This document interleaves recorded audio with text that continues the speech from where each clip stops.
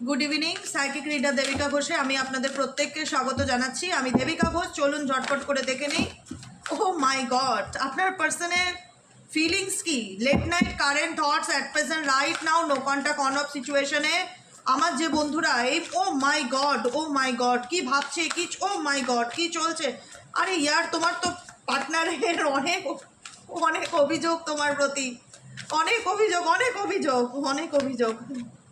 First time আমি এরকম সাফাল করছি যেখানে ঝড়ের মতন কার্ড উড়ে উড়ে অটোমেটিক্যালি নিজের থেকে আসছে। কি বলতে চায় সেই মানুষটি তোমাকে, কি বলতে চায়, কি বলার আছে, অনেক কিছু বলার আছে। চলো আমি 4টে কার্ডই দেখে নেবো, আর কিছু না। Acceptance, support, holding on, search, toxicity. Oh my god, প্রথম কথা এটা একটা টক্সিক রিলেশনশিপ যেখানে তুমি তোমার তরফ থেকে 100% এফর্ট দিয়েছো, 100% সাপোর্ট করেছো, অলওয়েজ করে গেছো, অলওয়েজ তাকে এটা বুঝিয়ে এসছো যে আই অলওয়েজ উইথ ইউ, আমি সবসময় তোমার সাথে আছি, আমি সবসময় তোমার সাথে থাকবো। সেও তোমাকে কোথাও না কোথাও অ্যাকসেপ্ট করেছে তার লাইফে। সেই অ্যাকসেপ্টেশন হয় না যে মন থেকে মেনে নেওয়া, সেটা রিয়ালাইজ করিয়েছে তোমাকে, যেখানে সে বুঝিয়েছে তোমাকে তার কথাবার্তা, তার বডি ল্যাঙ্গুয়েজে যে তুমি আমার পৃথিবী, তুমি আমার সব কিছু, তুমি আমার দুনিয়া। সেটাকে তুমি খুব পজিটিভলি অ্যাকসেপ্ট করেছো, তার প্রস্তাবকে তুমি মন থেকে একদম বলে না বাই হার্ট অ্যাকসেপ্ট করেছো, সেটাকে নিভিয়েছো, তাকে তার প্রত্যেকটা স্টেপে জীবনে চলার পথে আপস অ্যান্ড ডাউন, ভালো মন্দে সব কিছু তুমি তোমার দিক থেকে করে গেছো, সাপোর্ট দিয়ে গেছো। কিন্তু একটা সময় গিয়ে তোমার মনে হলো কোথাও না কোথাও এই মানুষটা লাইফে অনেকের ইন্টারফিয়ারেন্স আছে, এই মানুষটার মেন্টালিটি খুব একটা ভালো ঠেকছে না আমার, এই মানুষটা কোথাও না কোথাও আমাকে ঝুলিয়ে রাখতে চায়, হোল্ডিং সিচুয়েশনে করে দেওয়া।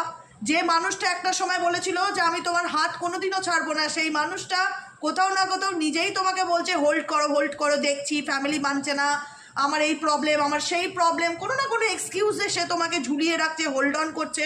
এবং প্রেজেন্ট সিচুয়েশনেও তাই, তুমি সেই পরিস্থিতির মধ্যে ঝুলে আছো।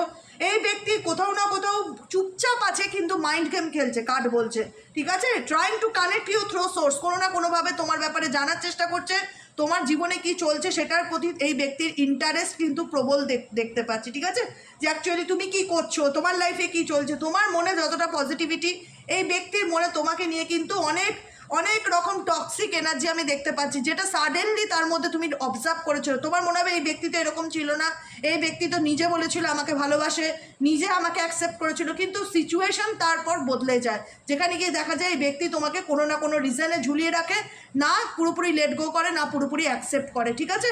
কেমন লাগলো রিডিংটি কমেন্ট সেকশনে অবশ্যই জানাবে, লাইক করবে, কমেন্টে অবশ্যই থ্যাংক ইউ লিখতে